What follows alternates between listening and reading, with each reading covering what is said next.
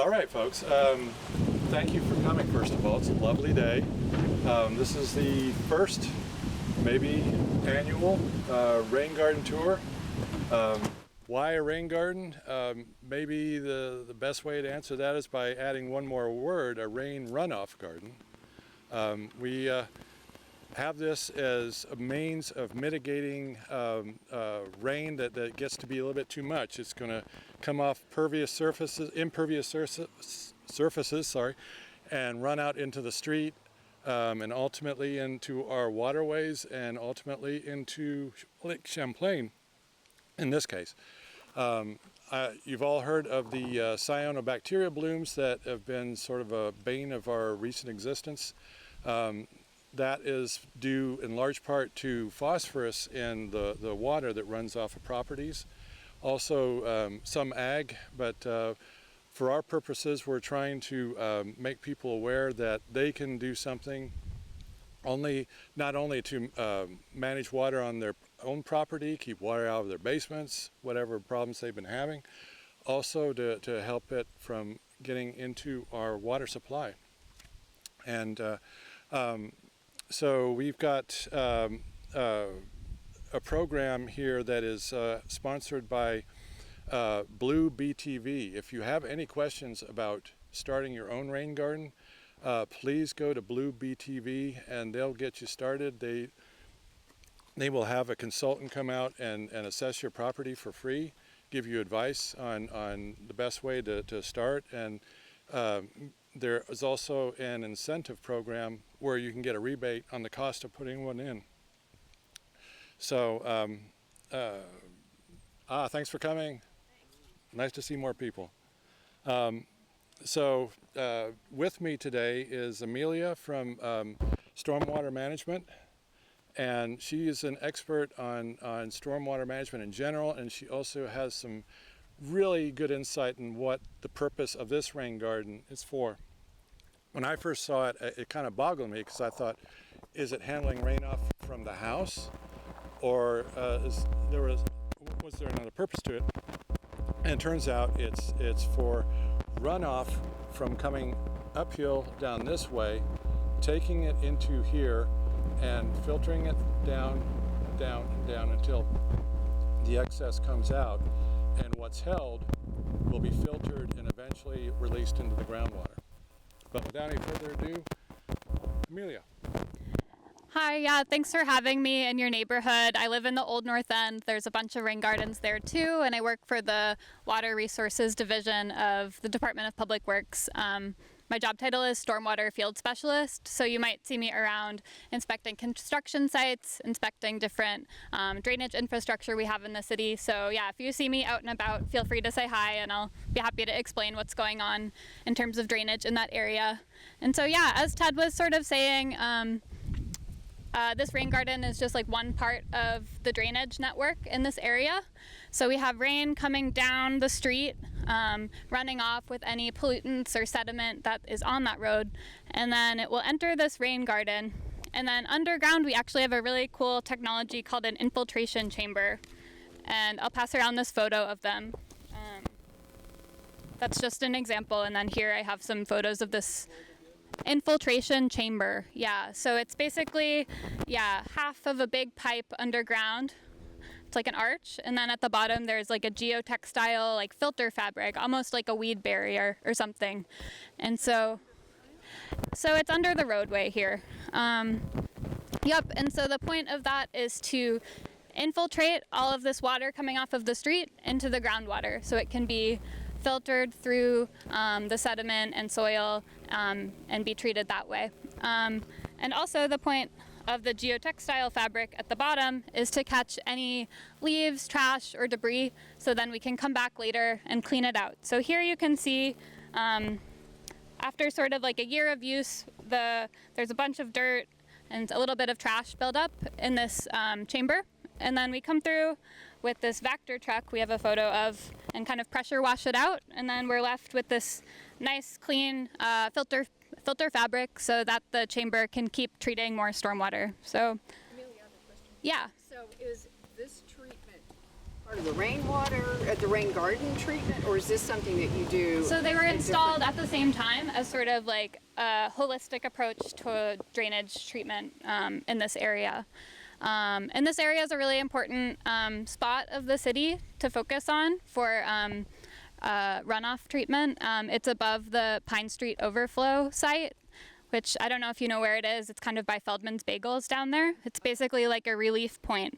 So it prevents water from discharging into the street or into people's basements. And instead, it sort of serves as like a pressure relief where it can hop over a weir and then drain into the lake. Since Feldman's, or it's like on the, it's like if you're on Pine Street looking at Feldman's, it's like a little to the left, okay. like kind of in that sidewalk area. Oh, okay. There's a manhole in the sidewalk. That's where it is. So anyway, we really like to focus on treating rainwater in this area to prevent combined sewer overflows, and also because the soil in this area is really sandy, and that's good soil for infiltrating stormwater through. You can't get it through clay, you can't get it through bedrock, but here we have a lot of nice sand that will just soak it right up. So after that infiltration chamber is full, this basin will start to fill up, and then water from the curb, instead of going into the basin, will start entering the rain garden. And then we have these rocks here that'll sort of slow down the rainwater so it won't erode the garden. And then it enters here and filters through the mulch and the gravel and the plants to be cleaned and absorbed. And I've gotten a couple questions about this little metal drain right there. That's attached to an underground hollow perforated pipe. So that adds to the amount of storage volume that this rain garden has. So it can absorb and detain more stormwater, and then later on it can either infiltrate into the groundwater or be used by plants. So yeah, the Parks Department does a really good job of maintaining these rain gardens. They take care of the plants and weed for us and rake leaves in the fall. It is choosing the plants that you plant in a rain garden is really important. They have to be able to survive periods of inundation and also periods of dryness. Since the soil is so sandy, it can dry out pretty fast. Another factor we consider when we are selecting plants is salt tolerance. The roads get salt on them and then it washes in here. So the Baptisia, the false indigo, is one kind of superstar for us that is really salt tolerant and really good at growing in these. It's it has like, it's a legume. It has like little pea pods on it, and a little earlier in the spring it has these like really pretty bluish purple flowers. So yeah, we think about moisture tolerance, salt tolerance, and then just aesthetics, like what will people be happy and proud to have on their street and abutting their garden. So that's sort of how this works in terms of how to be a good neighbor to a rain garden. Like if you ever see any trash or anything building up, you can grab it. Otherwise, our park staff will come get it. But it's always good to keep it clean. And then a huge thing is not raking leaves into the rain garden in the fall. That's sort of like the bane of the Parks Department's existence, is having to like go through and like clean leaves from someone's lawn that have ended up in the rain garden. So, And also you can go to Adopt a Drain. yes. That's a program where you can name your own drain. And I've done this myself, and I live near the corner of Hoover Street and Ludwig Court, so I named mine Ludwig Van Hoover. So I know, grown, but it's all in fun. And really, it's very easy. You go once a month and check for leaves and stuff that might clog it up, and just take it away, and it's easy peasy. It's called Adopt a Drain. Yep, Adopt a Drain, yeah. Yeah, if you Hyphenated. Google adopt.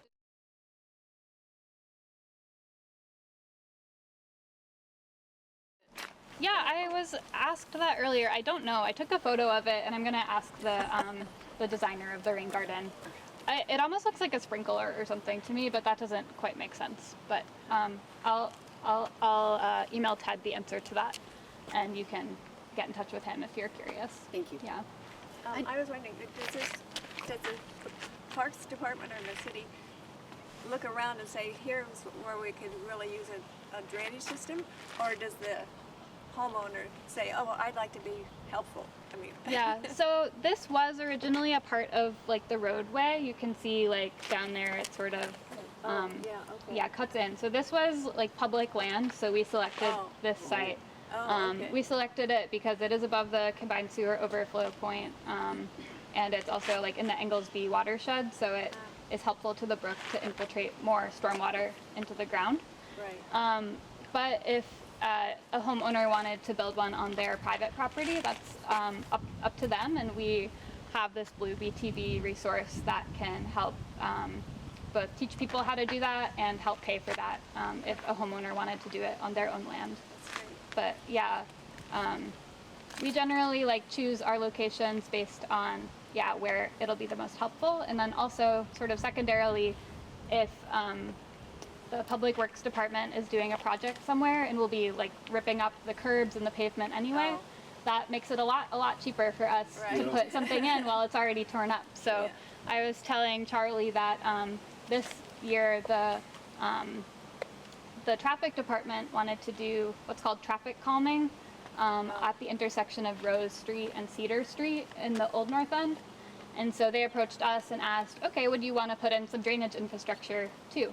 So we'll be installing some of those below ground chambers and also some little rain gardens there too. So it's just sort of, where needs the drainage help the most and where can we get the most bang for our buck, really? Because Where is Inglesby, where's the brook in relation to where we are now? so it cuts down like that way, sort of like it's to the north of Prospect Parkway, and then it goes sort of by Champlain Elementary School, kind of through the Champlain Parkway, and then it empties out into Lake Champlain at the northern edge of Oak Ledge Park, where there's that bridge on the bike path. I can show you on a map later if you're still wondering. It seems like some of these gardens are bumped out into the street, which slows traffic too, Yeah, right? So it's you- like a co-benefit. So it's definitely, Depending on how you it's look a, at it. it's a lot prettier than a speed bump, I think. So. So does Public Works maintain the plants year-round? Replace what when they have to? We plant perennial plants, but we do some replacements every year. Yeah, and then the Parks Department mostly does the plants, and we mostly do cleaning out of the chambers and any excavation work that needs to happen. So it's a sort of division of responsibilities.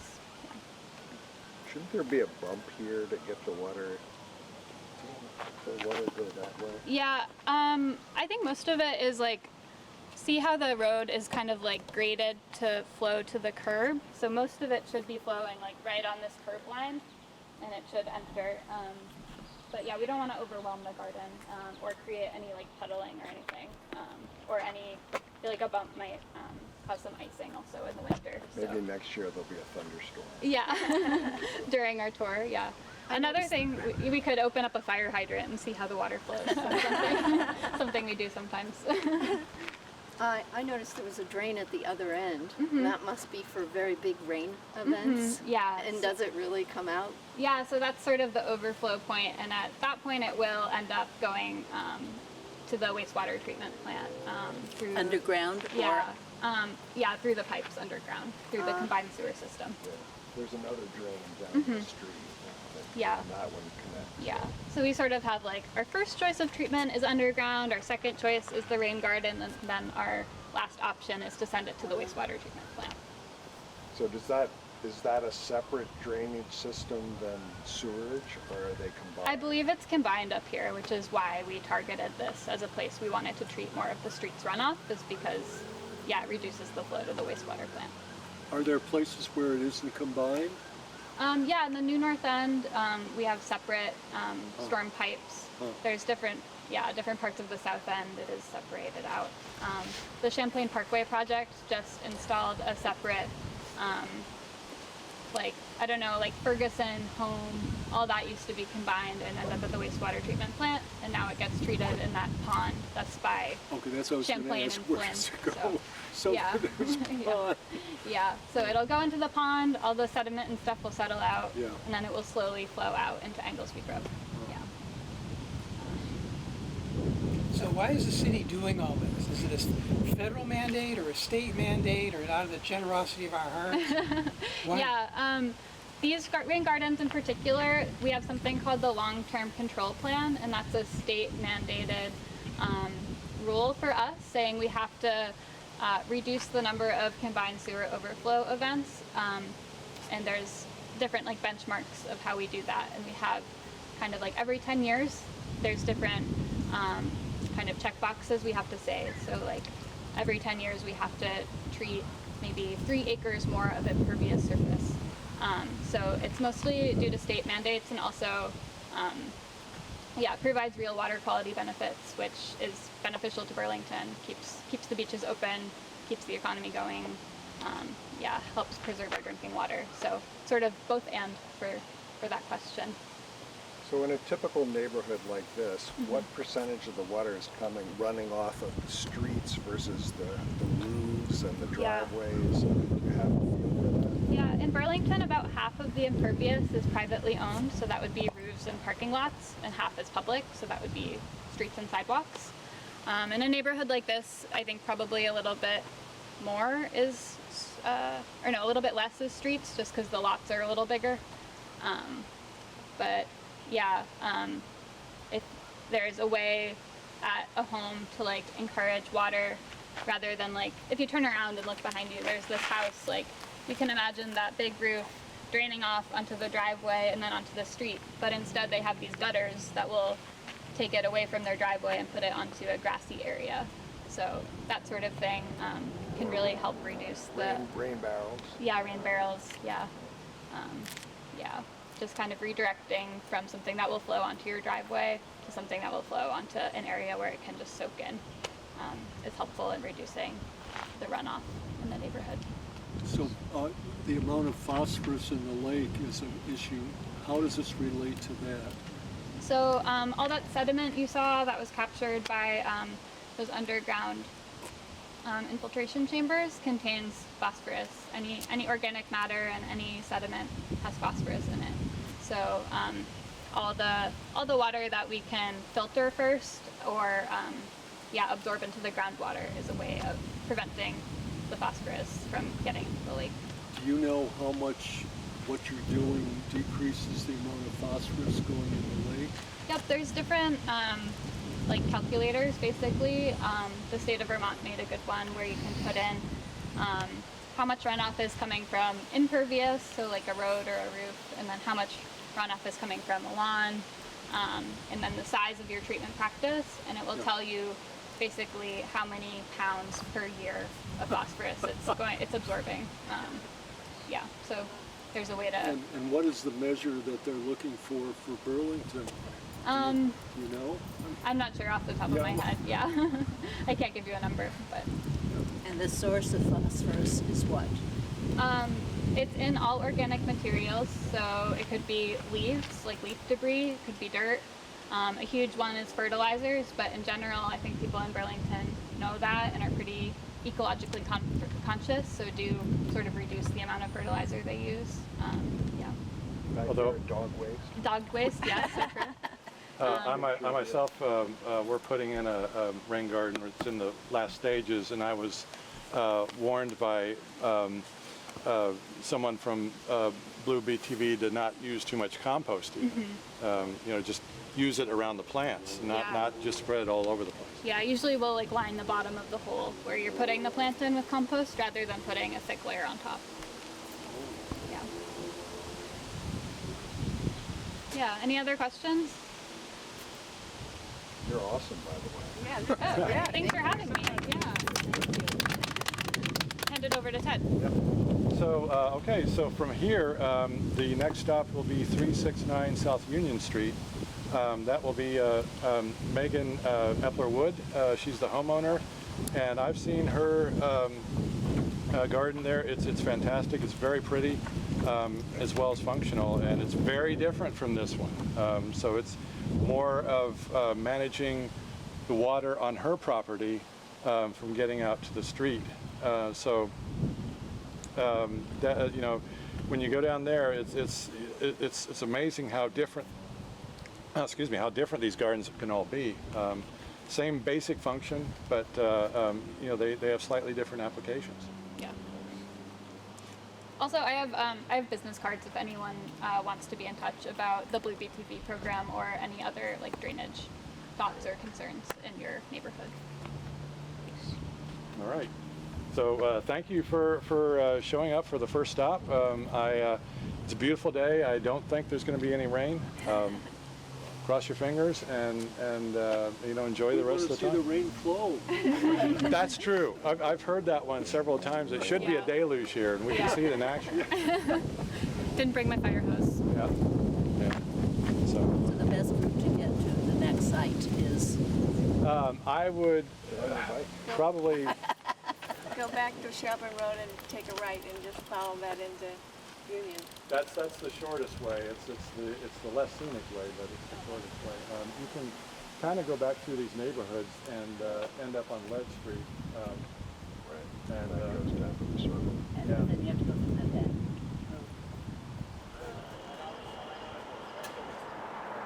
It's free. Driveway cut. That's in front of the Lane's house, and so call it the Lane drain. This is about absorbing up Ted all the Cavey stormwater that is coming down this hill because of the increase in rain. And so we're encouraging people to put in rain gardens. And I would come if you'd like there's a tour down the driveway to see a rain garden. So I'm about to take people down there. And you can bring your lemonade. And if Here you're a we go. homeowner, you can sign up for a free evaluation of property. I work for the Blue program. Yeah, like that's the spot. We sign up online. Yeah, this QR code will take you directly to it, or you can look it up later as well. And we are booking into August.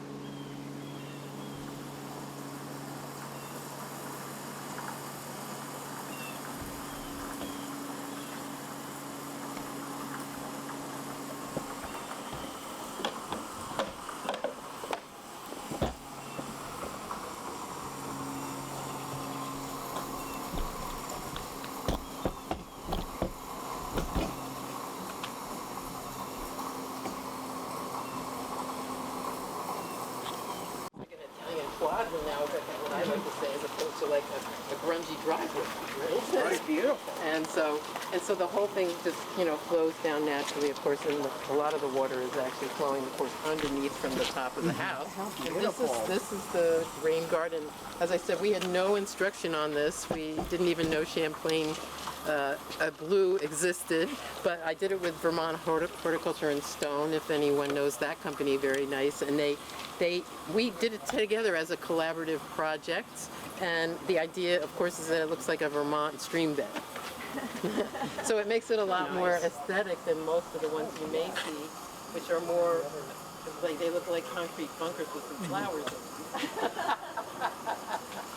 And so we're advocating advocating for more aesthetics too when it comes to the management of our storm gardens, as you want to call them, right?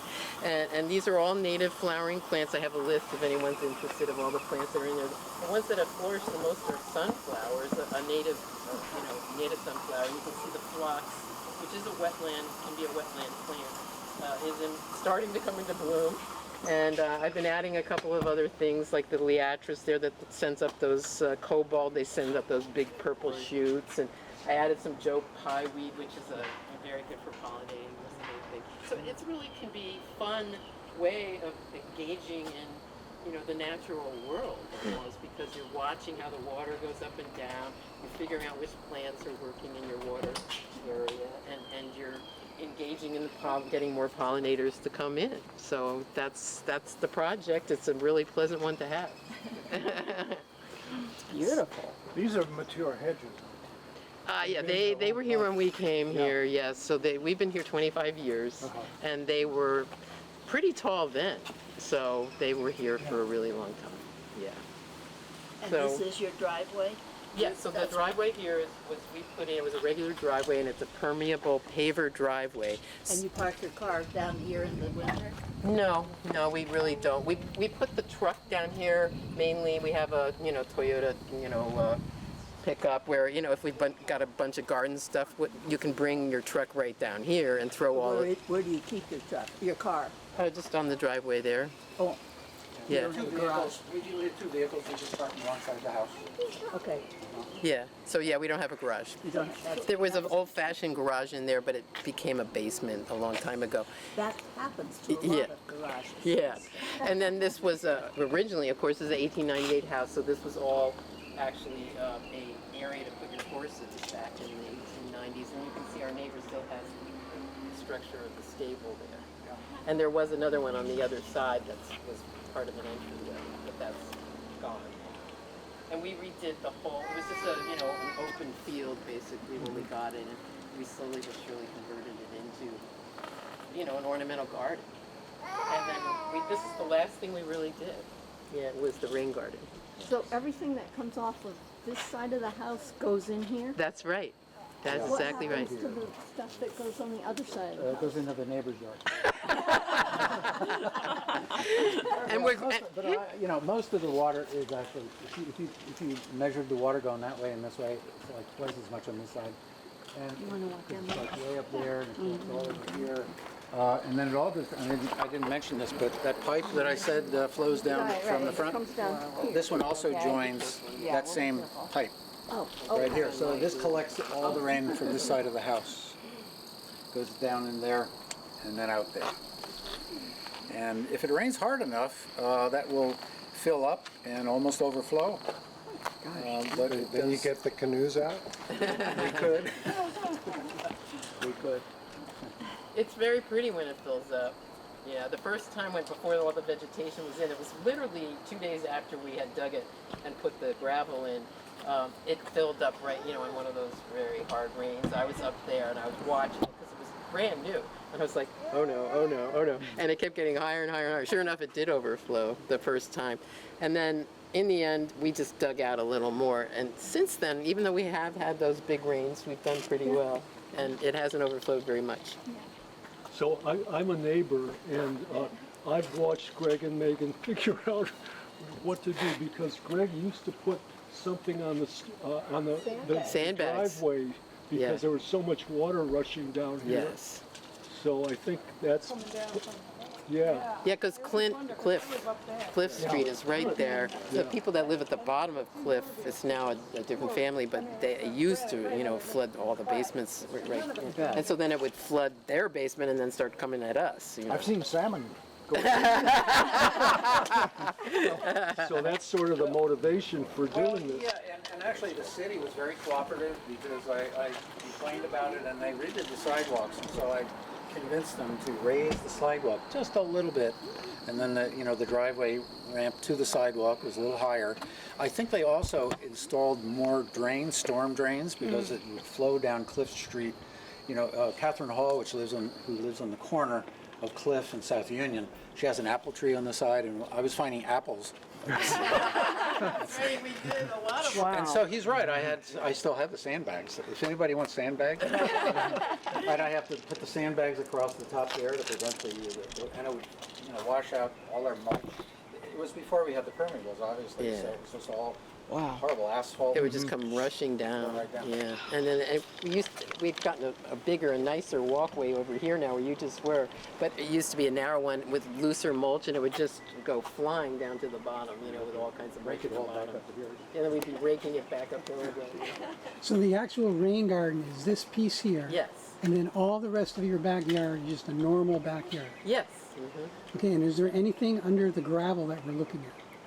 Well, yeah, I mean, they just dug it out and then put gravel in. They did not do any special layering. I guess I was asked that, and we were trying to remember because It's just dirt. The only thing you can see the pipe coming through here into here. And no, it's really, I think it's just dirt. Yeah, there was, because we don't have much clay here, and there's a lot of yards that have a lot of clay, and then it won't go into the soil, and you have to do a lot of extra things in order to get it to permeate in your soil. But I guess because it was a field for horses for so long, that there's a pretty deep layer of non-clay soil. And then we added more when we moved here too, more compost. But I just like the permeable pavers, there is maintenance involved. I would guess that someday we're going to have to, dredge this out, take out a lot of the soil because it does accumulate the soil. Filter it away, put the rocks back in, and add more of these river wash. Yeah, we actually did truck those in ourselves from that quarry that has them out in Heinsberg. We did these? Yeah, we trucked those in. Oh. Yeah, and almost broke our truck actually. No, it didn't. Is there any kind of permeable layer underneath all of it? No. No, that's people have been asking that, but no, we didn't have to do that. No? Yeah, but I guess in a lot of places where they have more clay, they must have. Okay. You probably know, right? Yep. You want to explain that? Yeah, so basically the soil, like the native soil, serves as the filter layer. I think if there was any worry, like for instance, if there was like a basement right next to here, you might think of putting like a liner so that the water from the rain garden wouldn't filter into someone's basement. But this is just has good infiltration. It's a good spot for water to soak in. So yeah, you were kind of lucky just to have a sandy site with a lot of organics that is good at absorbing water. Yeah, that's right. Yeah, all the plants have taken off, as you can see, without us having to do a thing. Yeah. That's wonderful. And one thing that probably also helps is it's mostly roof water, which is very clean. Like there's not a lot of sediment or dirt in it since it's straight from the roof. And so that prevents the buildup of too much organic stuff that would need to be dredged out. It's probably just like either plant material or stuff that comes in from the sides that might be building up eventually. Yeah, or maybe this little stone. I do come out and blow. Yeah. With a leaf blower. Yep. Get the stuff out of here Yeah, because that's we have great. this maple tree over here, and Norway maple, and we have this guy who sheds little things occasionally, and all the samaras that come off the tree. Samaras, that's a new word for some people. Yeah. And I blow it out, so there's maintenance involved in it. Yeah, keeping it clean. Which is, if you see the ones downtown, most of the rain gardens I've seen are not being maintained. I guess there was a contract to create them, but there was no contract to maintain them. And so there's a lot of just overgrowth without anybody cleaning them. So I don't know what's going to happen with that. Yeah. Have you ever heard any? Yeah, are you thinking of discussion of the that? ones on St. Paul Street? Yes, and also in the park, in City Hall Park. Yeah, the Parks and Rec department, we have like an agreement with them, but with the Main Street, Great Street stuff, they've just filled up with a lot of sediment, like construction debris sediment. So we're sort of like putting a pause on any heavy maintenance there, just because we don't want to spend a bunch of ratepayer money fixing them and then have to fix them again next year after the construction is done. So I think they should be looking better in the next few years. Oh, good. Yeah. I'm glad to hear that. Yeah, and we are actually ordering some new plants for the St. Paul Rain Gardens. They should be in like August. Good. So, Good. Yeah. Glad to hear that. Yep. All right, so that's pretty much it. If anybody didn't get the literature and the talk from Maeve up in the front, she has lots about stormwater and stormwater management and handouts, and the stormwater guide as well. Yeah. Has this permeable paver like helped with driveway icing? Like, do you have any issues with that, or have you noticed an improvement? Yeah, well, no icing, no. That's great, yeah. No icing. Yeah. I was considering, I told this to one person, but he's not here actually. There is a new material that you could use instead of using this loose gravel. And I don't remember the name of it. Maybe you can recall the name. Nitro, I think it's nitro it's called. Something. Okay. But it actually is I don't understand this technology, but it comes in a powder form in a airtight sealed container because it cures by the air. And you mix it with water. You don't have to really hurry. It doesn't cure that quickly. But you mix it up, becomes a slurry, and you just spread it out, and it soaks. Of course, you have to have it open gaps, and then it filters itself all the way down, and then you rinse off the extra, and it becomes hard as a rock, and it's still permeable. It's So this is a extraordinary. new- I saw a video of it. It's only about 1/5 as permeable as this gravel. I think it's Alliance or Alliance. Yeah. And this, it's very easy, like if it gets sediment in it, to like vacuum it up with the shop vac and then put it back in, and that I would worry it would be harder to maintain. Well, no, they they're said saying no. the No. opposite. Oh, okay. They said it because it's Yeah. as hard as a rock. Yeah. And it still maintains lasts permeability. 5 And if you, years. no longer than that. Yeah. They guarantee it for 5, but it's. But you can actually then after about 2 Okay. weeks, you can actually power wash it Oh, and okay. get rid of the moss or whatever that's yeah. growing there. It's incredible, and it's unaffected. Wow. Yeah, Vermont Yeah. Horticulture and Stone was here That's before. awesome, I yeah. was getting ready, so I had my co-designer over here. She yeah. wasn't able to come, Yeah. but she was the one that told us about this new solution to maintenance. That's cool, yeah, I'll have to look into that. It's hard to find. It's hard to get. They're still manufacturing it. But I found a place in Canada. I called the Canadian rep, and you can drive to what's that city? Part way up to Saint Jean. Saint Jean de Richelieu. Yeah, there's a distributor there Okay. that has it. It might be. It comes from in 3 different Canada. colors. Sounds like it's a Canadian name, actually. Wow. Do you get weeds popping up?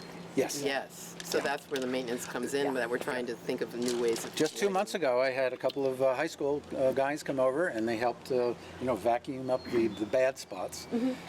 Some of the areas aren't affected, like over there are fine, but under the trees, and when the cars come in the driveway and brings all the stuff from the street, that adds to the organic matter. Yeah. It gets into the. But I just. Earlier today, I was pulling out tiny little things. He wanted it to be perfect. Oh, it's great. Yeah, I was so thrilled when I got to pick out the color of the pavers, right? And so you're just waiting to see when you're first contracting something like that, right? And I was just thrilled when I saw it. Can I interrupt? Excuse me, Jan and Sue, if I can point out. Get a close up of it. A plant. Evidence. Oh, there. Yeah, there's another. So all you do is just pull it up, and look what it comes out. Yep. Easy to pull. It's not like in your garden or in your yard. yeah, You know, get trying to get a dandelion or something in there. It's a lot easier. How do you shovel in the winter, or does it take special shoveling care? Not really. No. The trail. These guys.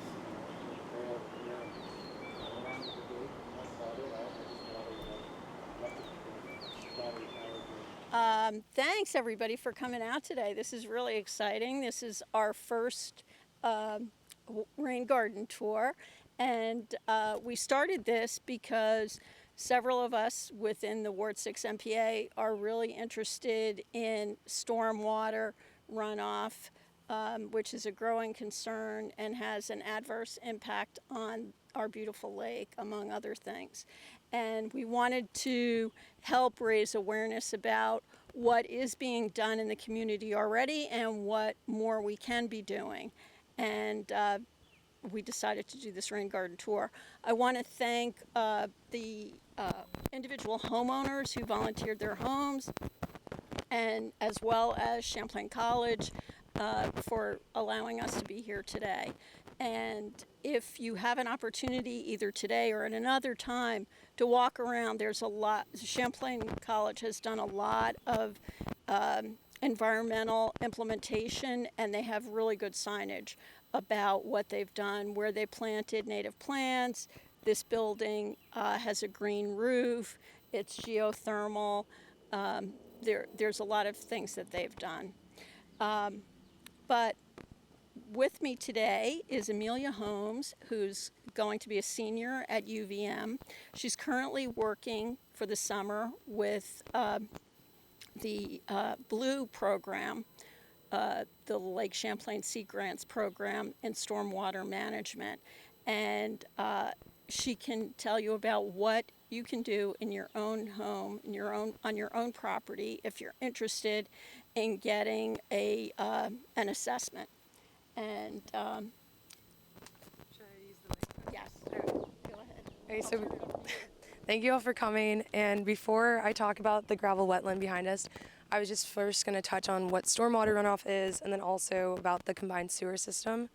So stormwater runoff is generated when rain falls onto impervious surfaces like paved roads, parking lots, driveways, rooftops, and that water will then, instead of infiltrating into the ground, it'll rush off of those surfaces, collecting sediment, car oils, fertilizers, and other pollutants before then entering into local water bodies like Lake Champlain.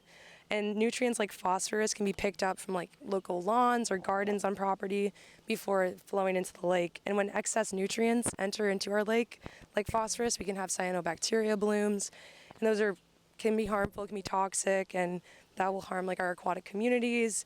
And so you want to make sure you check the city website before you go swimming, because they do post beach closures there.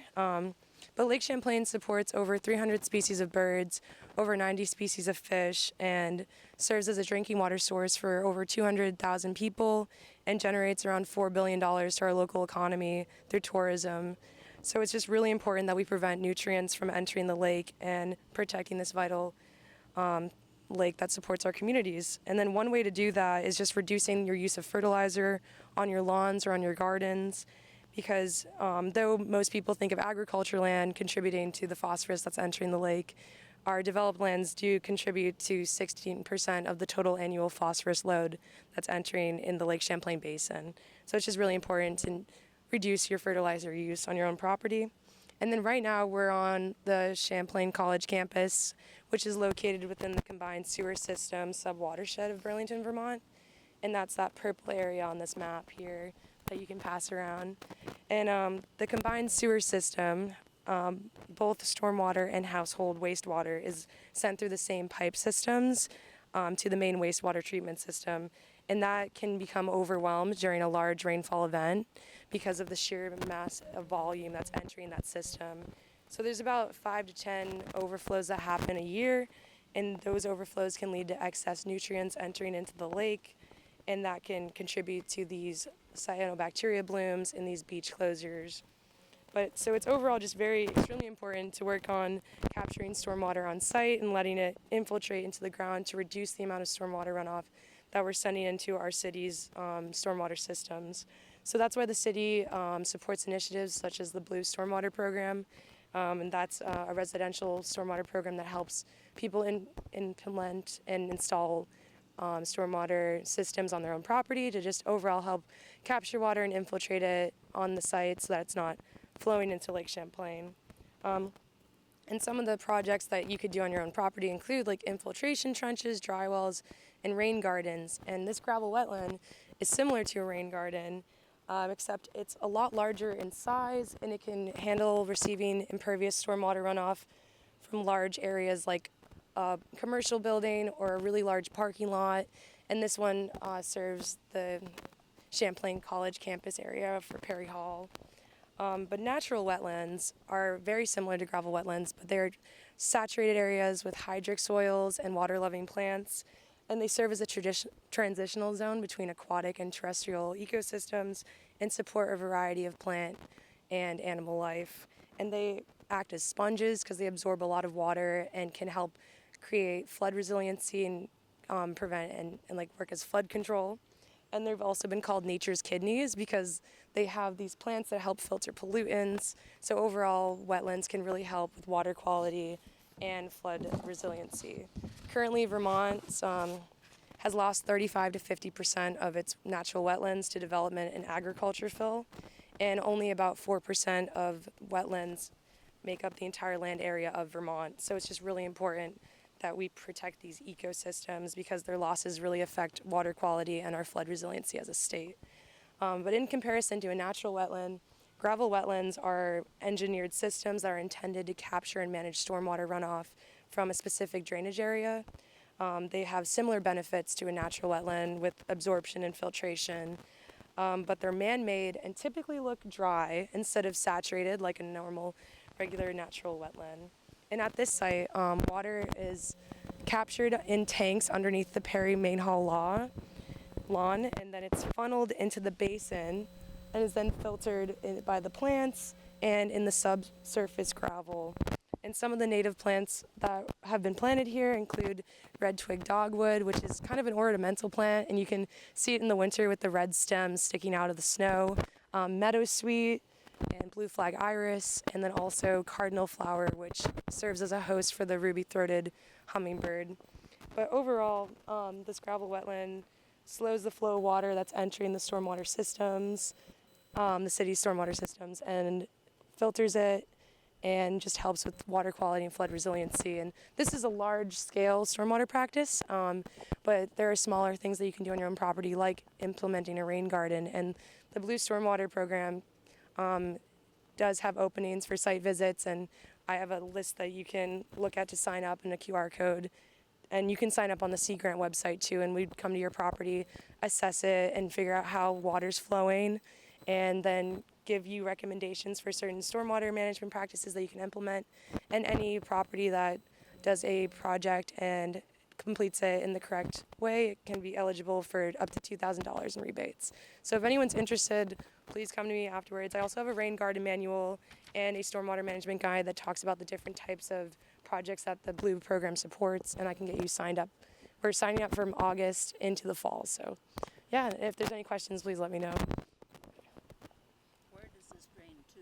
This does drain into the city's stormwater systems, but it does slow it significantly so that it doesn't end up overwhelming the system during a really heavy rainfall event. On the next street down or on That would be like, it could be, I don't know exactly the. Yeah, we do have someone. Another who- expert. Yes. Here, so we have like, this is the lawn, this is the wetland down there, and then I think it drains into one of these manholes. So that's like in a parking lot down there. Then it will drain over to Maple Street, and this purple line is the combined sewer. So that's household wastewater and stormwater in that line going down Maple Street. Does that make sense? Yeah. Okay. And where is the green roof? I think It's on that building. I don't know if there. we can. The question was, where is the green roof on Perry Hall? I think there's, you see like where those ladders, that ladder set is happening? I feel like it's right So behind that. there's vegetation actually on the other. Yes. Yes. From here, you can see it. There's some signage too talking about the green roof. There's a lot of good signage in this campus area too about the different stormwater practices. When you tour this area, you'll see these black posts stick up, and then it overflows. It goes up to the black post and then drains into the city drain from that. So it doesn't fill up this whole area. It only comes up this way. Good question. Can you come up and you? Rain that's hitting the lawn here, is it being carried through perforated pipe into the garden here, or how's it going? Yeah, when I looked online trying to understand how the system works, it did just say mostly that there are these storage tanks that when they hit a certain volume, it will then put it through this piping system into the subsurface gravel. That's why you don't see water pooling on the surface during a lot of the time or rainfall events. But yeah, it will go through those pipes into the subsurface gravel where the plants are taking up that water and filtering it, and also just the gravel in general is collecting sediment. When it rains, you hear it come out at the far end. That's the only place. And then it drains down into this area.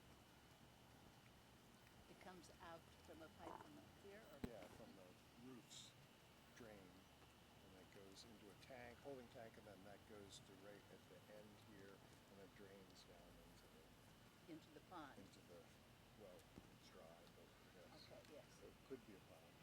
See, this is not getting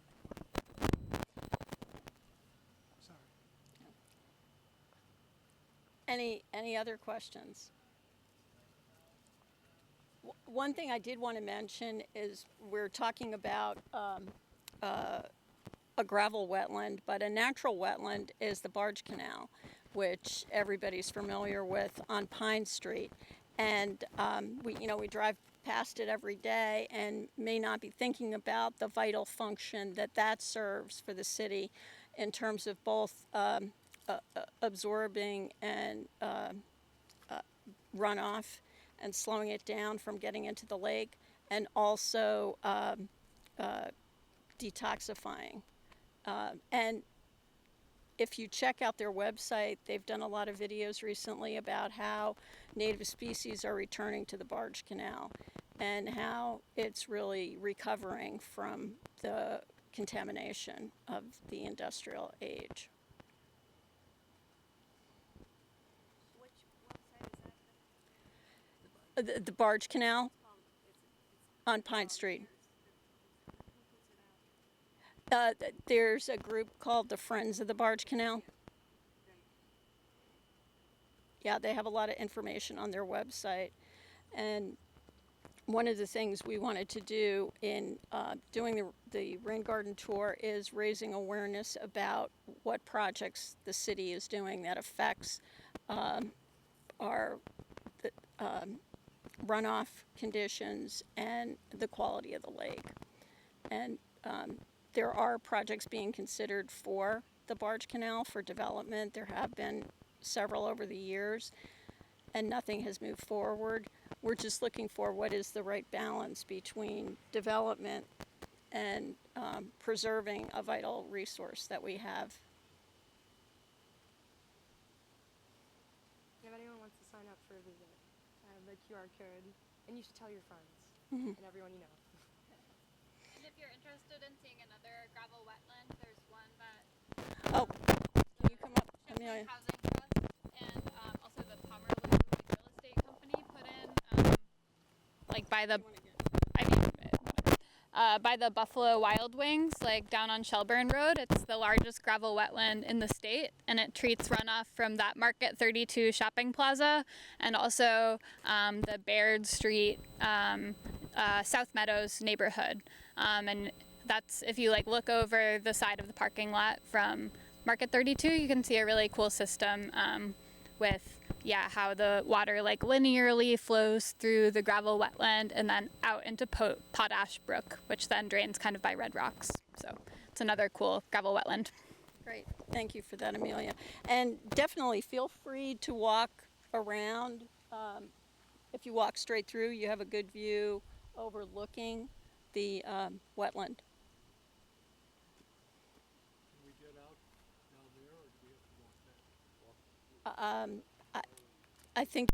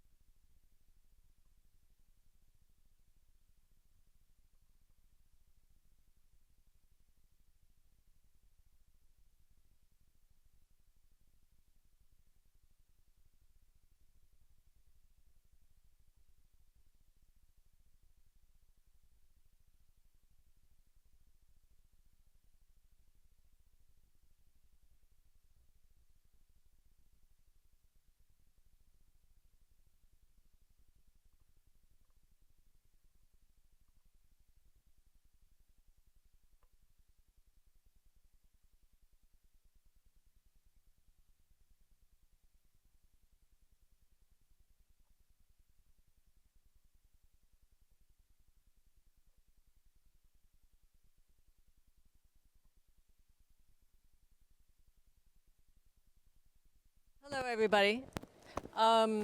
This is part of the rain garden tour that I understand all of you have already gone in order from the first site to the second site, and this is the fourth site. My name's Diane Gayer, and Bob Leidy's also here with us to explain this particular example of a rain garden.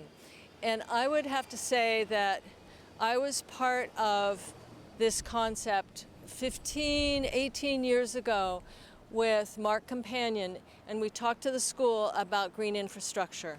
And out of that came the pollinator garden, the community gardens such as what's still there. They had to drain the field because the field was always flooding. And that's the pipe that goes underground through the playground and comes out and feeds this water that you see trickling here. So in these intervening 15 or 18 years, there's a lot of maintenance that doesn't happen. And so part of bringing you to this site was maintenance is critical to how we keep up with our rainwater. As you walk around, you'll go up there and you'll see tiles that the kids did, tiles that kids did with their teachers in the day. And those are still there, and then there's rocks. And the concept here, even though it doesn't have a full rain garden like the other ones that you've seen, was to slow the water down through a trickling and through these rocks and tiles. The chips, I'll let Bob talk to the chips problem. Anything else before I hand it over? So it's a multi-part thing that's now going through, having been here for a while. So part of what I wanted to say about this long-term maintenance is the first 3 years was brilliant. Everybody was still excited, the same teachers were still here, the same kids were still here, but over time that evolves and the transfer of knowledge probably doesn't occur.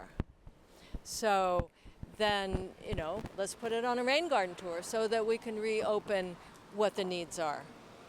So that gets to Bob and his oversight.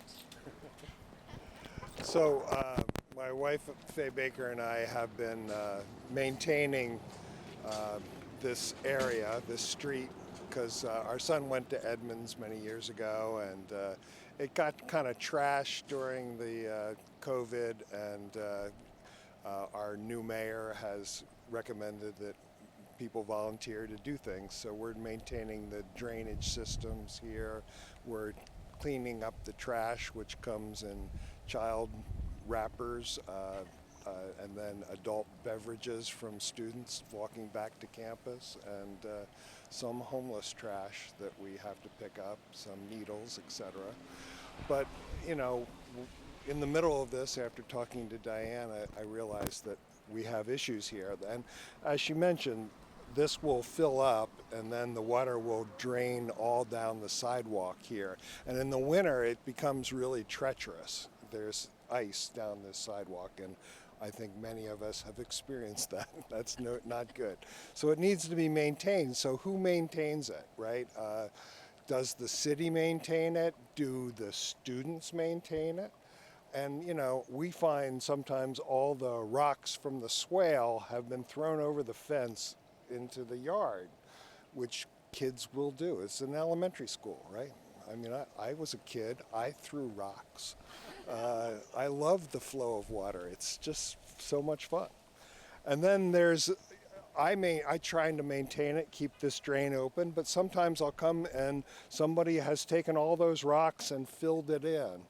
And, and then it will overflow, and, so there's no real collective system of maintaining these structures. And if you don't maintain it, you get the instant feedback of water running down the street.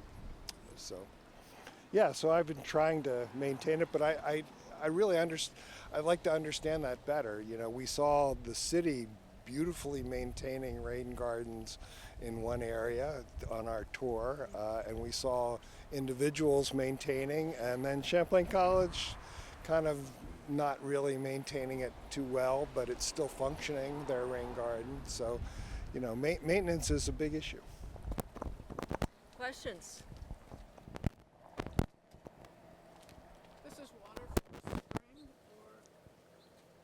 No, as far as I know and remember, it's field drainage, and it comes off the field that's up higher and comes laterally. It's piped through underneath the playground and comes out in a green PVC pipe, and that's what you see. And it used to be here when it was all eroding. There was a time that it was not controlled in any way, and there was a lot of erosion. Yeah. Amelia, you want to say anything? Well, I can just speak a little to like typically how stuff at schools is maintained. Usually Burlington School District has a facilities management department that works on any drainage infrastructure at the school, and then will call us in if there's some more technical issue they need to like troubleshoot. So this, because the goal is to improve drainage on the field, I would probably think that it's up to the school to maintain their drainage system for the field, whereas we're more treating runoff from public land, so like roads and sidewalks. That's sort of how I would think of the maintenance for this going. Yeah.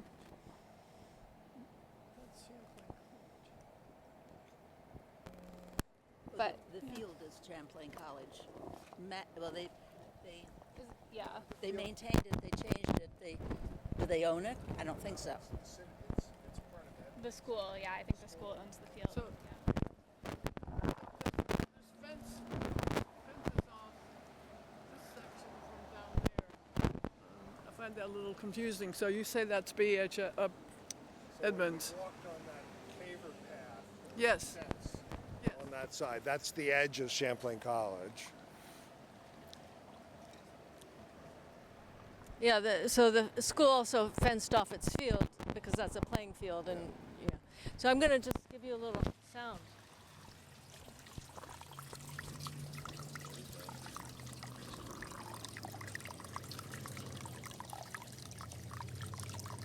I mean, it is nice, back to wanting to play in the water. It is nice. Yeah, you often see the kids playing right in this area. Yeah, it's fun. Yeah, water's fun. So could there be a little program in the school where they Well, I think it started that way with a program in the school. Now it just needs to be re-upped again, and there needs to be new energy in that direction. You know, whether it's driven by the school or contacted by the city, maybe the city comes in, or Blue BTV could come do a program for the school and re-inspire them. Yeah, yeah. Or a teacher could incorporate it. And which is how it started. But I'm retired. There's a really, there's an awesome Parks Department member named Diane. She's like, I think it's like, she's like conservation specialist for the Parks Department, and she looks at different places in the city where we can increase native plants and pollinator plants, and just have little places of ecosystem service on public land. And she works with the schools to make rain gardens on their land, and they have a little greenhouse where they plant native plants and grow them up to put in the rain garden. So I think she would be an awesome choice. And yeah, if you want to reach out to her, I can reach out to her about this. I think she might be interested. Yeah. So I'm also part of Branch Out Burlington, and Vijay Komai, also in the Parks Department, is our city arborist, and an incredibly knowledgeable person who, you know, in the previous one they were told don't use fertilizers or try to minimize your fertilizer use. And his comment, I asked him about phosphorus, and he said, I've planted trees across the state for 15 years and tested every place I planted a tree, and there was never a deficiency of phosphorus in all of Vermont. There's plenty of phosphorus. Don't worry about, don't get fertilizer with phosphorus in it, ever. Yeah, smart guy. Yeah. Well, so thank you all for participating in our rain garden tour as our last stop. And I don't know if you had treats okay. So I'm so glad you all joined